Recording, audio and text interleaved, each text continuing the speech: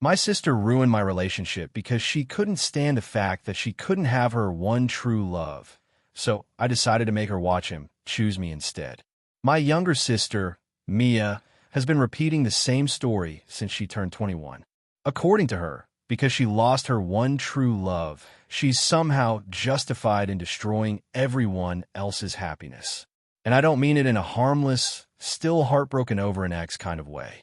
I mean in a way where if you're happy, she will find a method to tear it apart, then excuse it all through her tragic love narrative about the one true love, some guy named Ethan she met at a college party 4 years ago. They hooked up once. He never called her again, and somehow that became her entire identity story. It began with her best friend since childhood, Jess. One weekend, Mia stayed at Jess's apartment. By Monday, Jess's boyfriend was sending Mia good morning texts. When Jess walked in and found them together in her own bed, Mia simply said, "You don't understand what it feels like to lose your soulmate." Jess never spoke to her again. Then there was our cousin's engagement party.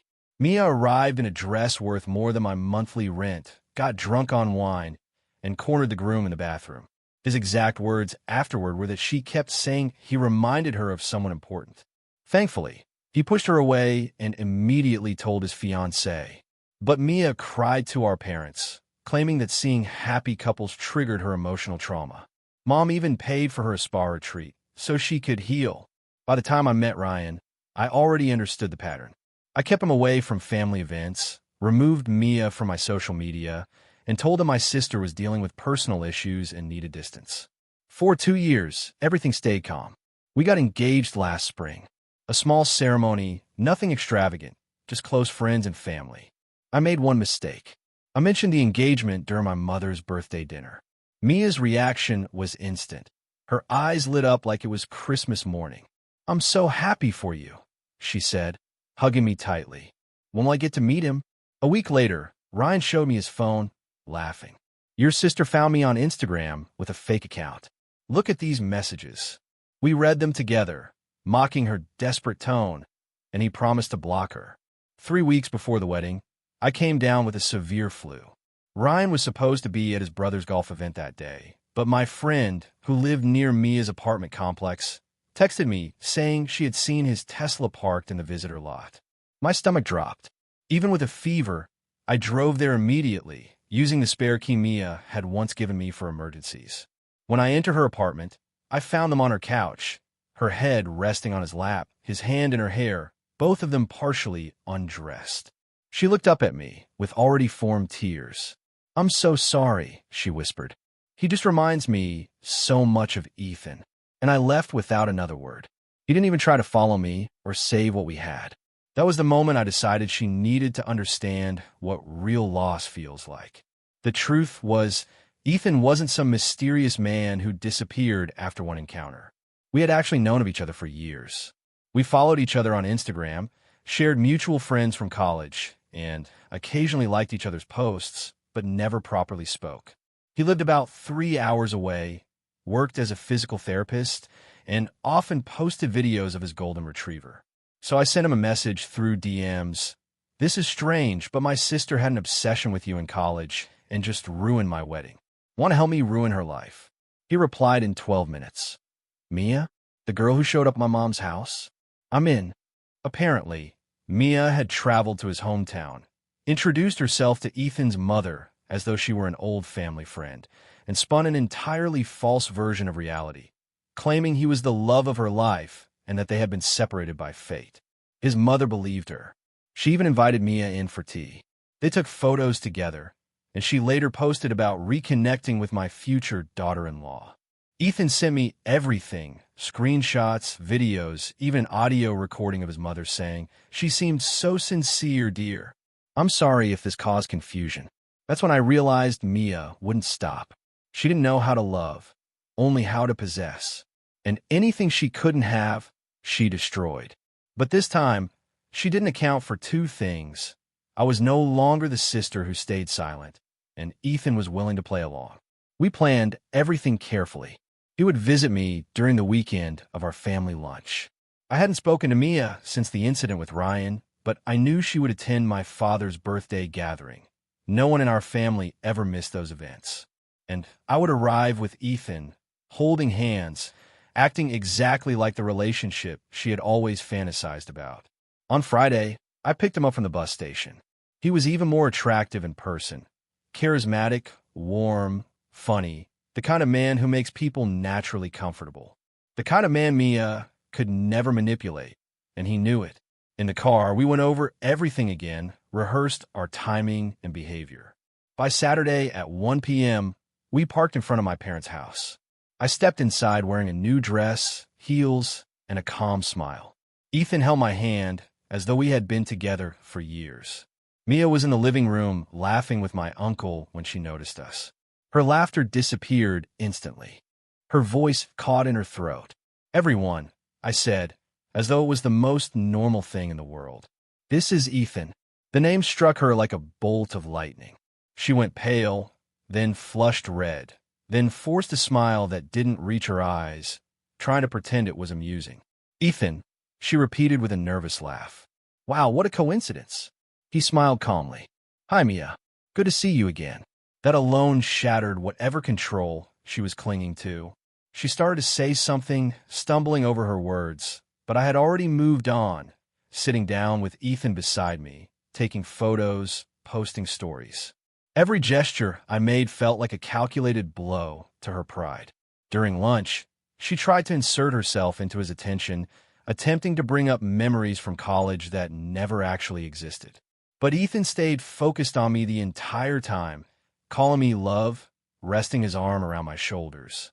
And every time he did, Mia's lips tightened as though she were swallowing broken glass. After the birthday toast, she finally reached her breaking point.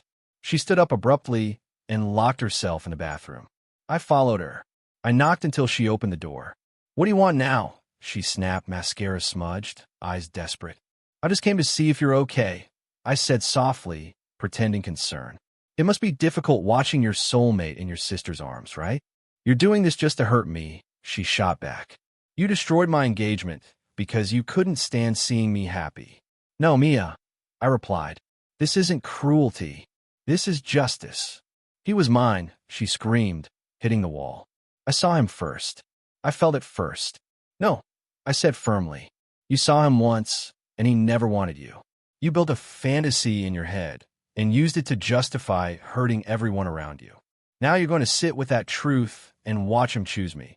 Because unlike you, I didn't have to force anything." She collapsed onto the floor, sobbing uncontrollably. My mother knocked on the door, asking if everything was all right. I opened it calmly and walked back out, holding my head high. I returned to the living room and sat beside Ethan. He kissed my forehead and whispered, "She's going to lose it even more. Are you ready?" I smiled. I've never been more ready. The next day, the consequences were already unfolding. My mother called early, asking me to show empathy. She said Mia had cried all night, that she was fragile, and that I should have avoided provoking her. Provoking? I let out a dry laugh. You think showing up with my fiancé at a family gathering is provoking? Or is it just that Mia can't tolerate seeing anyone happy unless she's the center of it? She sighed on the other end, as if I were the unreasonable one. "Honey, your sister has a sensitive heart. She gets attached easily." "Sensitive?" I interrupted. "Mom, she slept with my fiancé. She ruined my wedding, and you're worried about her feelings?" I was sick in bed alone, and she was on a couch with him, crying about Ethan. "Don't twist this." "Let's talk another time," she said finally, and hung up.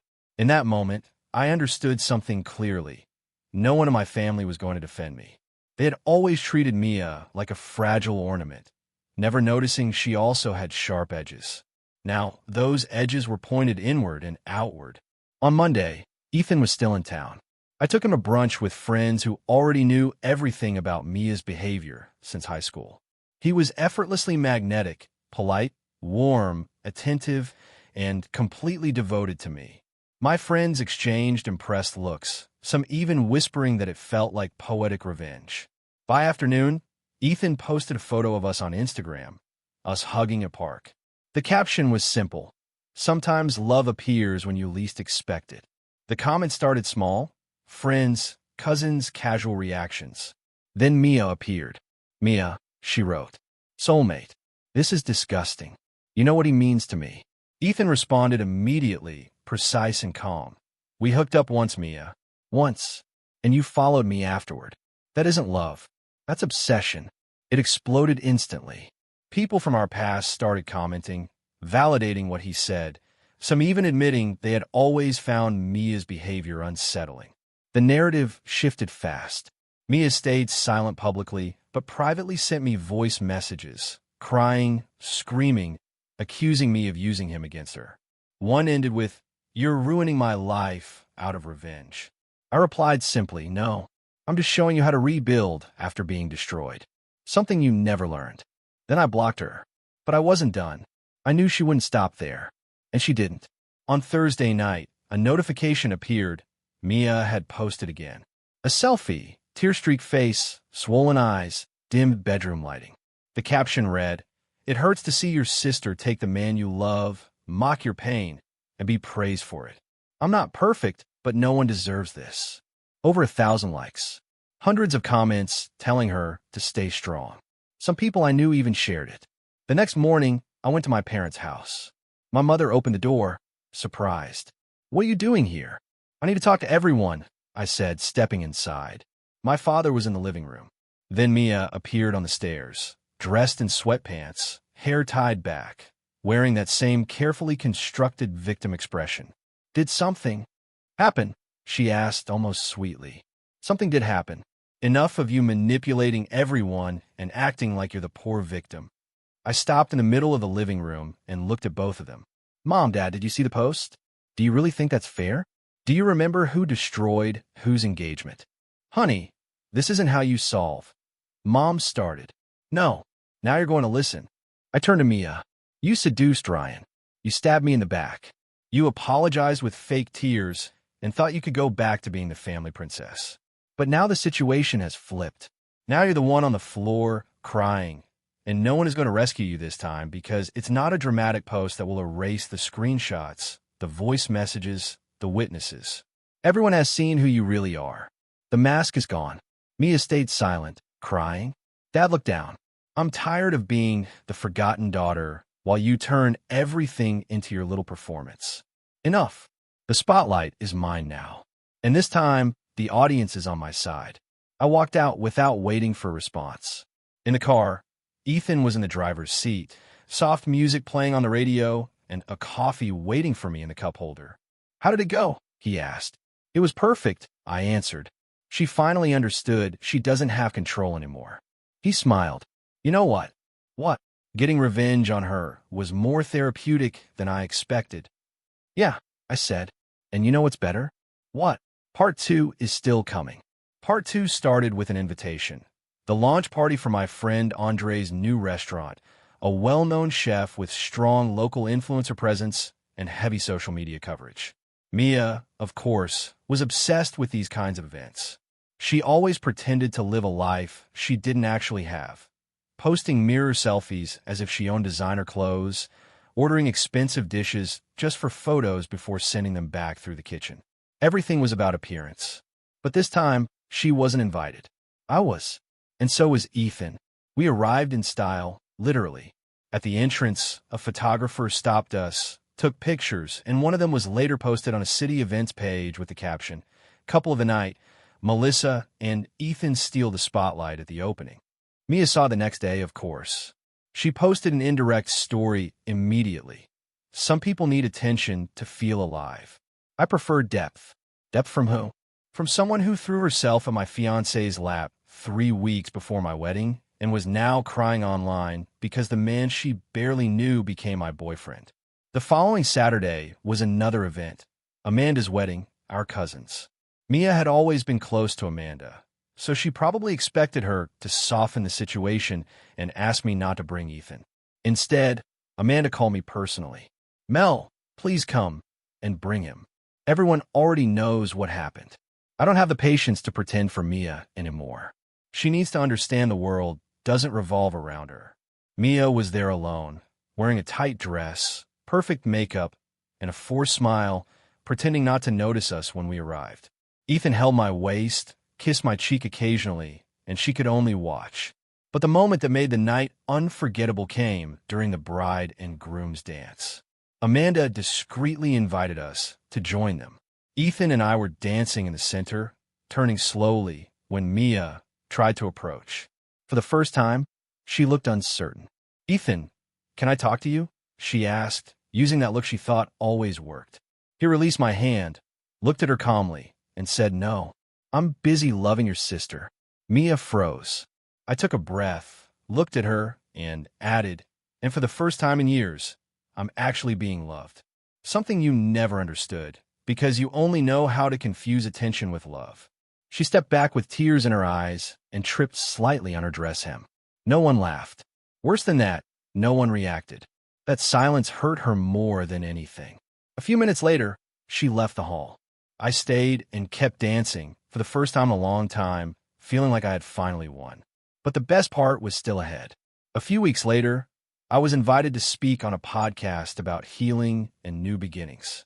I didn't use names, but I told the story.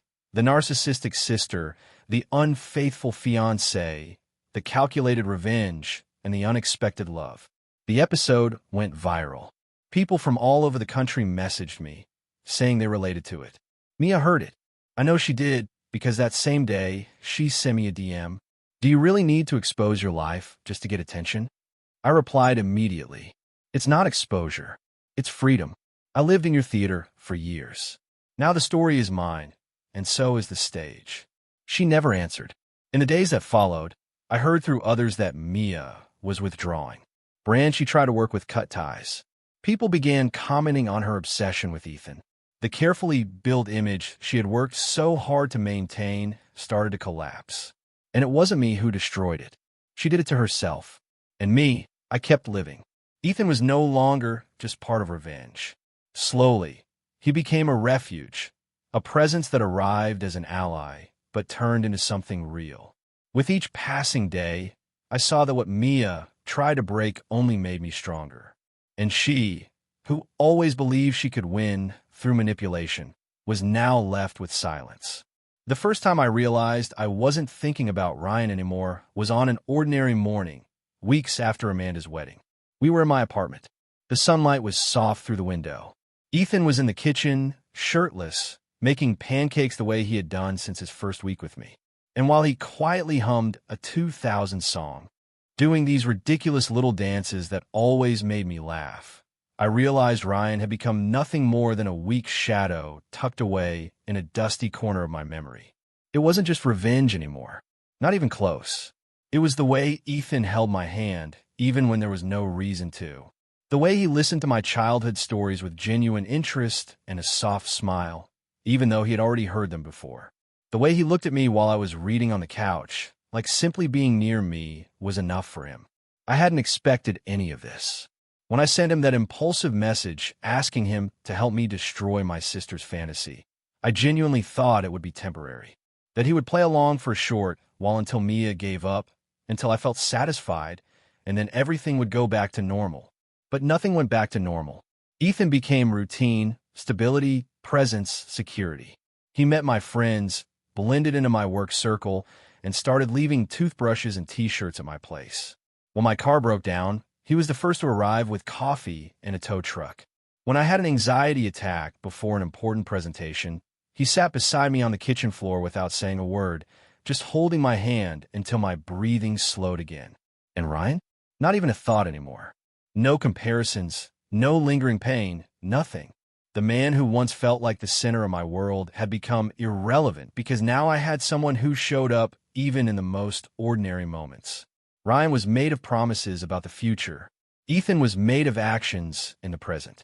One evening, we went out to dinner at a new restaurant in town. Nothing extravagant, just a warm atmosphere and good food. As we sat down, Ethan reached across the table and held my hand, saying in that familiar light tone, "You know what's funny? We started all of this to fool your sister, but I never really pretended." I stayed quiet for a moment, my heart beating faster. "I'm not pretending anymore either," I replied with a slightly shy smile. He laughed softly and lifted his wine glass. "To the best revenge, then?" "No," I corrected gently. "To what comes after it." We clinked glasses. And for the first time in a long time, I felt calm. No resentment, no ghosts, no need for validation or recognition. I wasn't there to prove anything. I was simply there.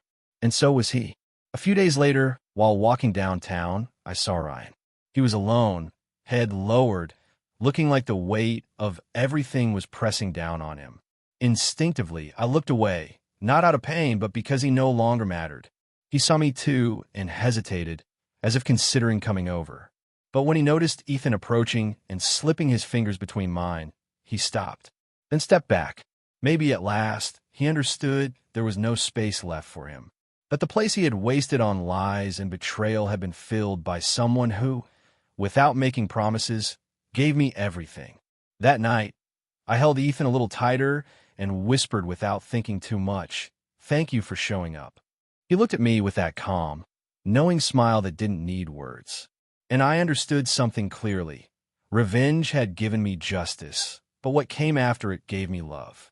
Months passed, and what began as a sharp, calculated response to my sister's poison slowly became the softest part of my life.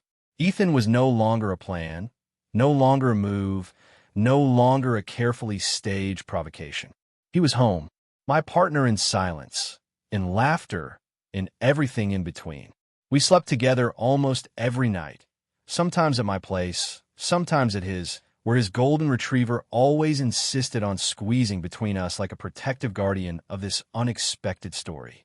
He officially asked me to be his girlfriend on an ordinary night, sitting on the couch, eating pizza straight from the box while watching a silly documentary about ocean life.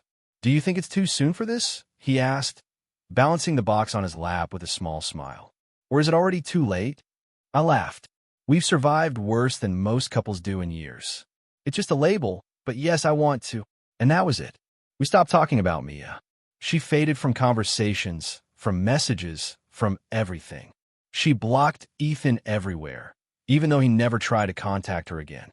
She told people she would never forgive me, that I had stolen the love of her life just to rub it in her face, carefully ignoring the fact that she had destroyed my engagement first. But I didn't care anymore. At first, I thought I would. I thought I would keep waiting for her acknowledgement, her apology, her admission of guilt. But the truth was that the moment I stopped needing her approval, I felt freer than I had in years. She didn't come to my birthday. She didn't reply to my mother's messages about Christmas. She stayed away, angry, distant, stuck in her version of events. And me? I moved forward. I traveled with Ethan to the countryside, met his mother properly this time, helped paint the walls of the small clinic he was opening, learned how to live with his chaotic, messy dog, and slowly build a life that felt real, light, honest, without masks or games. One day, we were lying together in a hammock, just listening to the wind and the birds, when he asked softly, "Do you still think all of this was just revenge?" I stayed quiet for a moment, then smiled and turned toward him. "Maybe it started that way," I said, "but it ended up being the best thing I've ever done for myself." He kissed my forehead, and we stayed like that in silence. Revenge became love. And ironically, that's what must have hurt Mia the most. She always wanted to be the center of everything. The most beautiful, the most desired, the one who mattered most. But it was off stage, away from the script she kept trying to control, that I ended up finding what she had spent her whole life pretending to have. I was never the favorite, never the most admired, never the perfect daughter or sister. But I was the only one who learned how to turn pain into strength, rejection into freedom, and revenge into something that eventually became love. And that is something no one can ever take from me. 6 months later, just when I thought the storm had fully passed, I got an unexpected call. It was Ryan. I didn't pick up the first time, or the second. On the third call, Ethan was sitting next to me and simply said, "Answer it. You need closure." So I did. "Hello." I answered, keeping my voice completely neutral. "Melissa, it's me," he said. His voice sounded exhausted, broken. Can I see you? In person." I almost hung up, but Ethan was right. Something still needed to be finished. So we agreed to meet at a neutral cafe, far away from anywhere tied to our past. When I arrived, he was already there. Messy hair, dark circles under his eyes. He looked like months had aged him into someone unrecognizable. "Thank you for coming," he said, unable to meet my eyes. What do you want, Ryan? He let out a long breath. I wanted to apologize.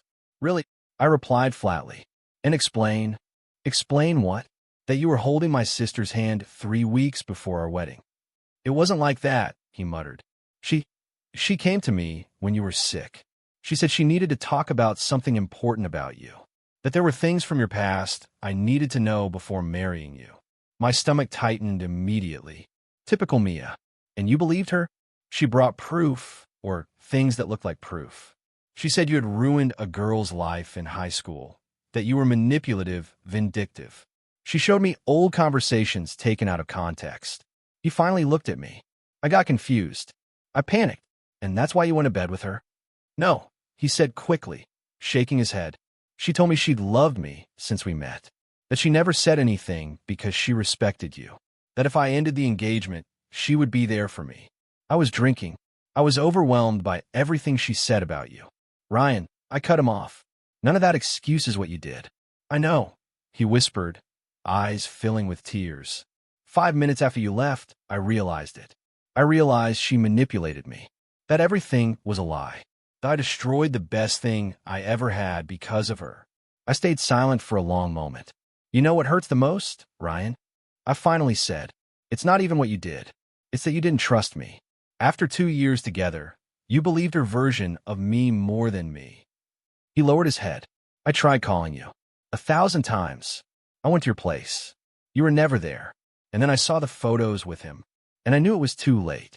It was too late the moment you touched her, I said, standing up. But thank you for explaining. At least now I know I made the right decision. He looked up one last time. Are you happy with him? For the first time during the entire conversation, I smiled. Happier than I ever thought I could be. And I left without anger, without resentment, just the quiet certainty that some doors have to close completely so others can open. The conversation with my family was harder. It took 3 months before my mother finally called and asked to meet. She suggested lunch, just the two of us to talk things through. When I saw her, she looked different. Older, more tired. The lines around her eyes deeper, heavier. How are you? She asked carefully. I'm good, Mom. Really good. And Ethan? He's good too. We're good. She nodded nervously, twisting her napkin in her hands. I need to apologize, she finally said. For all the years I didn't see clearly. My chest tightened. Mom, no. Let me finish. She looked at me directly for the first time. I always knew Mia was difficult, but I thought if I gave her more attention, protected her more, she would change. And in doing that, I neglected you. I left you alone with the consequences of her behavior. Tears began to fall from my eyes. After what happened that day, I started putting everything together. The friends Mia lost. The relationships that ended, the stories that never made sense. And I realized you both told me completely different versions of the same life, and I always believed hers. Why? I asked quietly, my voice breaking. Because she cried louder, she admitted. Because you were always strong, and I confused strength with not needing help. We sat in silence for a moment. And Mia? I asked. She moved to another state. She's in therapy. She said she needs to start over. My mother hesitated. She asked me to tell you she knows she was wrong, but she's not ready to apologize yet. I'm not ready to forgive either, I said honestly. Maybe one day, but not now. I understand, she said softly. She reached across the table. Can I try to be a better mother to you? I looked at her hand, then took it. We can try, but it will take time. She nodded with teary eyes. I have time. A few weeks later, my father showed up at my door without warning, holding flowers, looking unsure of himself. Can I come in? He asked. Of course, Dad. Ethan was in the kitchen. He greeted my father politely and then gave us space. I like him, my father said immediately. He seems like a good man. He is. I came because your mother told me what happened, and I realized I never apologized. That surprised me. My father was never a man of many words. I always knew Mia was difficult, he continued, but I thought it was your mother's responsibility to handle it, that it wasn't my place. And in the end, you both suffered, especially you. Dad, no, let me finish. He sat down slowly. I failed you as a father. I failed to protect you. I failed to raise her properly. I failed to teach you that sisters should support each other, not destroy each other. My throat tightened. Your mother told me about Ryan, about everything Mia did. And if I were you, I don't think I could forgive. But you turned all that pain into something stronger. And I'm proud of you. Those were the words I had been waiting my entire life to hear. Thank you, Dad. He hesitated. Do you think there's still time for me to be a better father? I gave a small, emotional smile. There's always time. That night, I told Ethan everything. He listened without interrupting, holding my hand the entire time. How do you feel? He asked when I finished. Free, I said, surprised at how true it felt. For the first time, completely free. And Mia? I hope she finds peace, I said after a pause. Just not through me. He smiled and kissed my forehead. You know you're incredible, right? We are. I corrected gently. We are incredible. And it was true, because in the end, it was never just about revenge or proving a point. It was about learning I deserved real love, steady, respectful, and chosen without conditions. It was about realizing family isn't just who you're born to, but who chooses you and stays. And it was about understanding that sometimes, to find the life you're meant to live, you first have to stop accepting scraps from people who never truly valued you. Now, when I wake up next to Ethan with his dog curled at our feet, I know every storm had a purpose. It led me here, to him, to us, to peace.